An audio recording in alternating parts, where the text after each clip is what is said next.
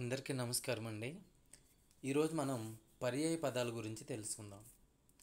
పర్యాయ పదాలనే సమానార్థక పదాలని అంటారు.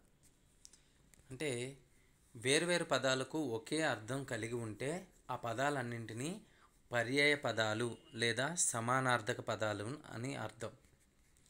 ఇక్కడ కొన్ని పర్యాయ పదాల గురించి మనం తెలుసుకుందాం. తనయుడు అంటే కొడుకు, పుత్రుడు, సుతుడు అన్నిటికీ ఒకే అర్థం, కొడుకు అని అర్థం. అనలము అగ్ని, జ్వలనము, హవ్యవాహనుడు వీటన్నిటికీ అర్థం అగ్ని అని. తరువు వృక్షము, మహీరోహము చెట్టు. అంటే తరువు అనే పదానికి చెట్టు, వృక్షము, మహీరోహము అనేవి పర్యాయ పదాలు. హవ్యవాహనుడు అంటే వాయువును సారథి కాగలిగినవాడు. జ్వలనము అగ్ని. ఇక్కడ అనలము అన్న, హవ్యవాహనుడు అన్న, అగ్ని అన్న, జ్వలనము అన్న, అగ్ని అనే మనం ఒకే అర్థం ఇస్తుంది. జనని తల్లి, మాత, అమ్మ, జనయిత్రి అంటే అమ్మ అనే పదానికి ఇవన్నీ పర్యాయ పదాలు.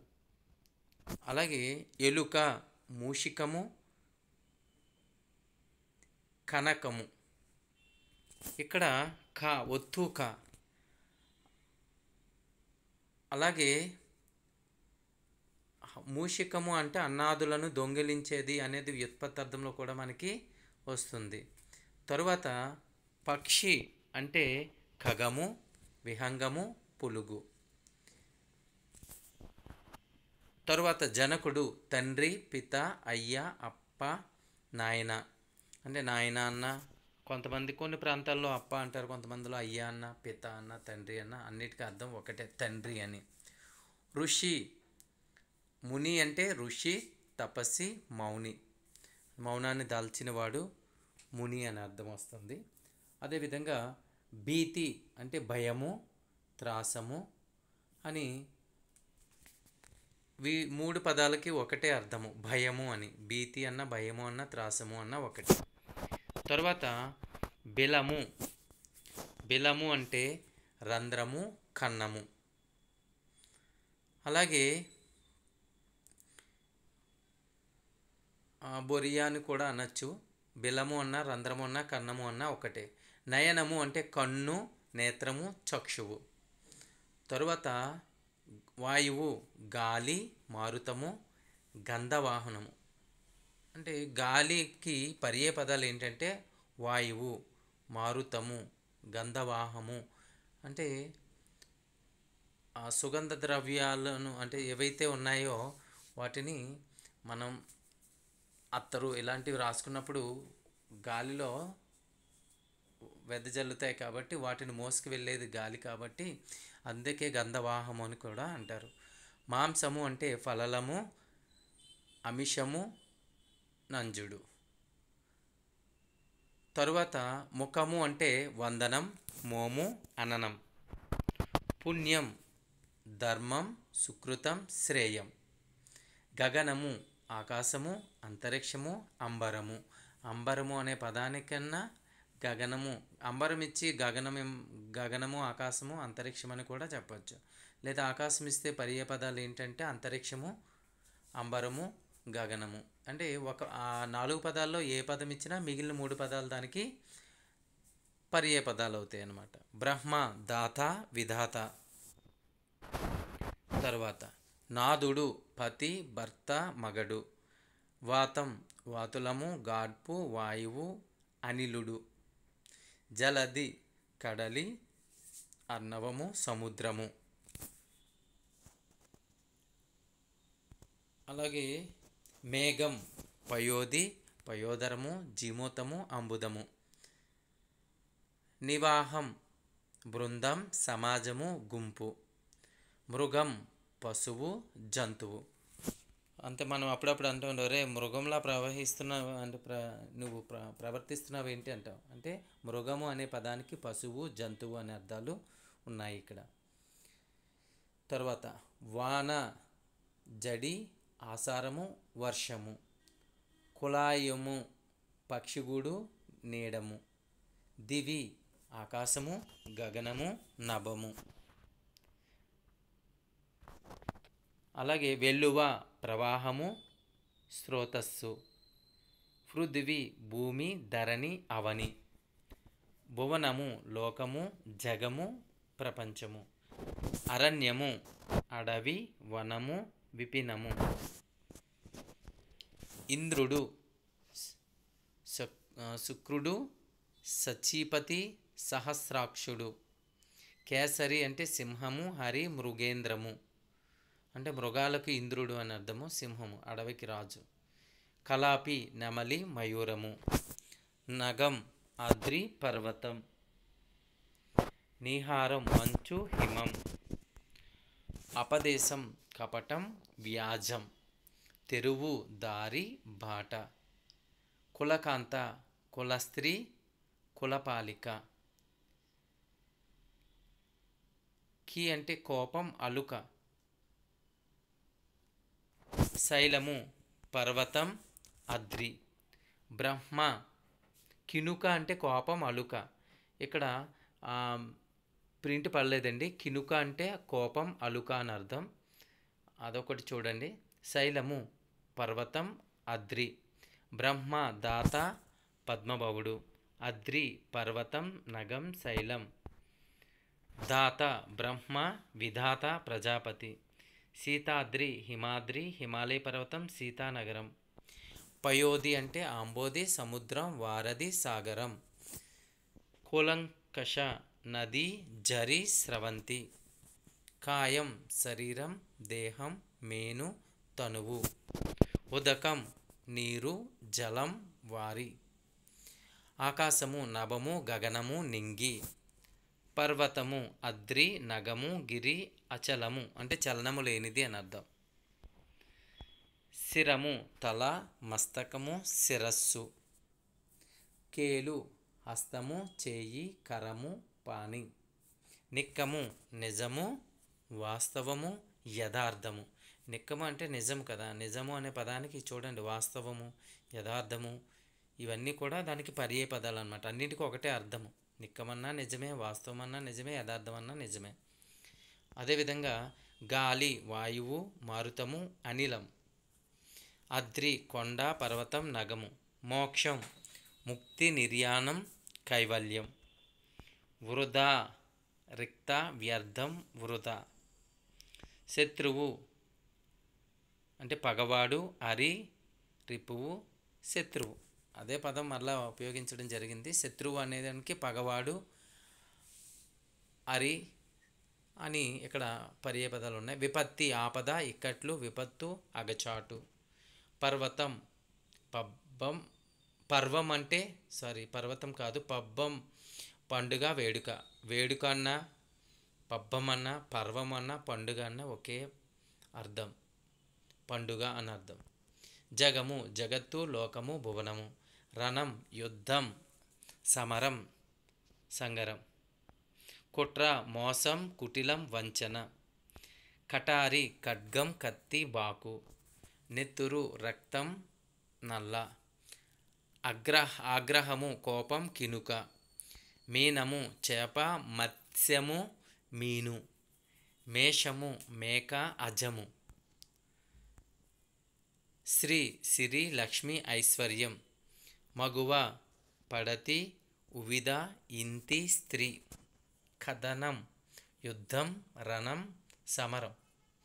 సముదాయం గుంపు, సమూహం, రాశి. శత్రువుడు అంటే పగతుడు, విరోధి, శత్రువు. ఇందాక వచ్చింది కదండి. శత్రువు అంటే శత్రువుడు అంటే పగతుడు, విరోధి, శత్రువు. ఆడిదం కత్తి, ఖడ్గం, ఆసి. మించు ప్రకాశించు, శోభించు, ఒప్పు. శంభుడు శివుడు, రుద్రుడు, శంకరుడు. మనసు మది, హృదయము, యద అంటే మది, హృదయము, యద వీటన్నిటికీ ఒకే అర్థం అండి. మనస్సు, మనస్సుకి ఇవన్నీ పర్యాయ పదాలు అవుతాయి. చిచ్చు, చిచ్చు అన్న, నిప్పు అన్న, అనలము అన్న, జ్వలనము అన్న, అగ్ని అంటే అగ్నికి ఎన్ని పదాలు ఉన్నాయో చూడండి, పర్యాయ పదాలు. విక్రమము పరాక్రమం, శౌర్యము. శిరము, శిరము అంటే తల, శిరస్సు, మస్తకము. తమ్ములు అంటే పద్మములు పంకజములు. మేయి మేను అంటే మేను, ఇక్కడ మేయి మేను శరీరము కాయము. కాయము అన్న శరీరము అన్న మేను అన్న మేయి అన్న శరీరం అనే అర్థం. కనకము బంగారము, కాంచనం సువర్ణం. బాష్పము కన్నీరు ఆశ్రువు. లోకము భువనము, జగము ప్రపంచం. తీరము దరి ఒడ్డు కోలం. ఆకాశం నభం గగనం నింగి. సముద్రం సాగరం కడలి జలది అంబుది. ముత్యము మౌక్తికం ఆని ముక్తాఫలం. చిరునవ్వు అందరూ అంటూ ఉంటారు కదా, మందహాసం దరహాసం, ఇవి చిరునవ్వుకి పర్యాయపదాలు. అలా అంటే తరంగం, వీచి లహరి. తల్లి జనని, మాత అమ్మ. పాట గేయం కీర్తన, అంటే మనం పాడుతూ ఉంటాం కదా పాటలు, గేయం కీర్తన అన్న పాట అన్న ఒకటే అర్థం. మృత్యువు అంటే మరణం చావు కాలధర్మం. చాలామంది అంటుంటారు కాలధర్మం చెందాడని. కాలధర్మం చెందడం అంటే అర్థం ఏంటంటే మరణము అని, చనిపోయారని అర్థం. ఉయ్యాల ఊయల డోలిక డోల. వర్తకుడు వ్యాపారి బేహారి.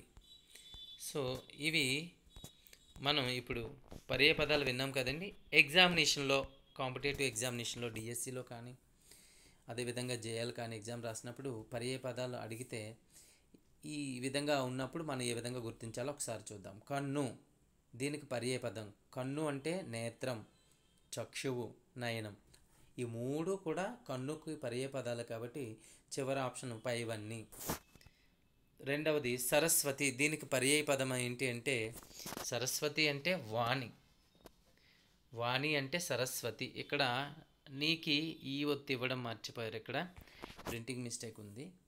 వాణి అంటే సరస్వతి అని అర్థం. రెండవ ఆప్షన్ కరెక్ట్. ఏనుగు, దీనికి పర్యాయపదము జాగ్రత్తగా చూస్తే విహంగము. ఏనుగుకి పర్యాయపదం విహంగము. తర్వాతది శత్రువుడు, దీనికి పర్యాయపదం శత్రువుడు అంటే ఇందాక చెప్పుకున్నాం కదండి, విరోధి అని అర్థం. శత్రువుడు అంటే విరోధి. చీకటి, దీనికి పర్యాయపదం అంధకారం. చీకటి అంటే అంధకారం. తరువాత పులుగు అంటే విహంగం అని అర్థం. పులుగు అంటే పక్షి అని అర్థం. పక్షి అనే పదానికి విహంగం అనేది ఇక్కడ సరైన పదం. సముదాయం, దీనికి పర్యాయపదం సముదాయం అంటే గుంపు, రెండవ ఆప్షన్. పర్వతం, దీనికి పర్యాయపదం పర్వతము అంటే నగం. నగం అంటే పర్వతం అని అర్థం. అంబరం ఆకాశం, ఎక్కడుందో చూడండి ఆకాశం, మూడవది ఆప్షన్. అదేవిధంగా ప్రభువు, దీనికి పర్యాయపదం ప్రభు అంటే రాజు. కొమరుడు కుమారుడు, ఇది నాలుగవది ఆప్షన్. కూలంకష, దీనికి పర్యాయపదం కూలంకష అంటే నది. కూలంకుష అంటే నది. దీని పర్యాయపదం ఎక్కడుంది, అందులో ఒకటి ఖచ్చితంగా అర్థం ఉంటుంది. పర్యాయపదాల్లో ఒక అర్థం కూడా మనం పర్యాయపదంగానే చెప్తాం. కత్తి, దీనికి పర్యాయపదము ఆడిదం. కైవల్యం అంటే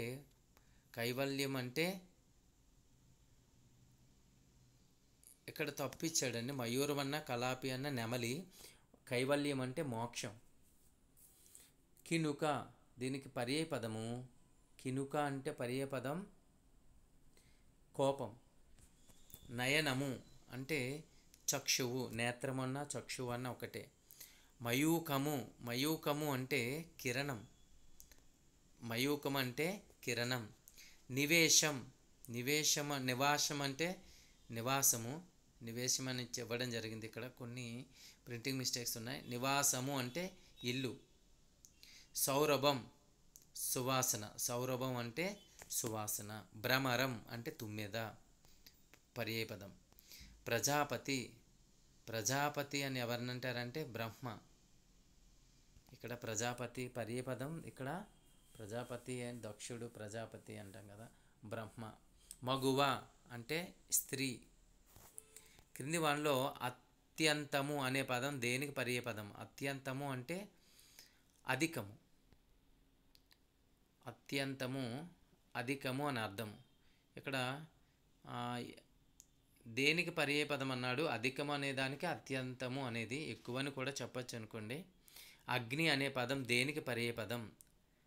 అగ్ని అంటే అనులుడు, వహ్ని, పాతకుడు ఇవన్నీ కూడా అగ్ని పదానికి పర్యాయపదాలు. అశ్వం గుర్రం, చంద్రుడు జాబిల్లి, మూషికం ఎలుక. తర్వాత ముని అనే పదానికి ఋషి, గాలి అనే పదానికి పర్యాయపదం వాయువు.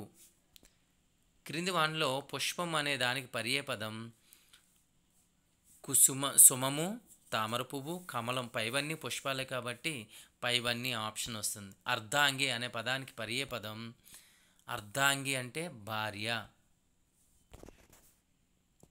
దీపము అనే పదానికి పర్యాయపదం కాగడ. క్రింది వానిలో వ్యర్థం అనే పదానికి పర్యాయపదం వ్యర్థం అంటే వృధా. వ్యర్థం అంటే వృధా. క్రింది వానిలో నెమలి అనే పదానికి పర్యాయపదం నెమలి, కలాపి. క్రింది వానిలో కినుక అనే పదానికి పర్యాయపదం కినుక అంటే కోపం, అలుక, క్రోధం. పైవన్నీ. ఈ క్రింది వానిలో అపదేశం అనే పదానికి పర్యాయపదం అనే పదానికి తక్కిడి. నెక్స్ట్, క్రింది వానిలో భయం అనే పదానికి పర్యాయపదం భయం అంటే భీతి, వెరవు, త్రాసము. పైవన్నీ కూడా. క్రింది వానిలో వాన అనే పదానికి పర్యాయపదం వర్షం. ఇక్కడ మనం గుర్తించేటప్పుడు నింగి అంటే ఆకాశము, గాలి కాదు. ఇలా మనం ఎలిమినేషన్ మెథడ్ కూడా మనం ఉపయోగించి కానివి తీసేస్తే మిగిలిందే ఏంటనేది సరైన జవాబు అవుతుంది. క్రింది వానిలో రాత్రి అనే పదం దేనికి పర్యాయపదంగా ఉంటుంది? రేయి.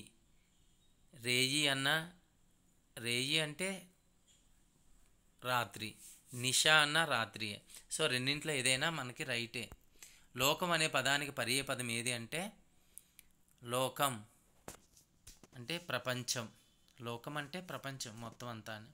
ధనికులు అనే పదం దేనికి పర్యాయపదం? ధనికులు అంటే సంపన్నులు అని అర్థం. క్రింది వానిలో గంధవాహుడు అనే పదం దేనికి పర్యాయపదం అంటే గాలి, పవనం, వాయువు. పైవన్నీ కూడా మనకి గంధవాహుడికి పర్యాయపదాలుగా చెప్పుకోవచ్చు. క్రింది వానిలో రమ అనే పదం దేనికి పర్యాయపదం? రమ అంటే లక్ష్మి. రుద్రుడు అనే పదానికి పర్యాయపదం ఏంటి అంటే రుద్రుడు అంటే శివుడు. కాబట్టి ఇలా ఒకే పదానికి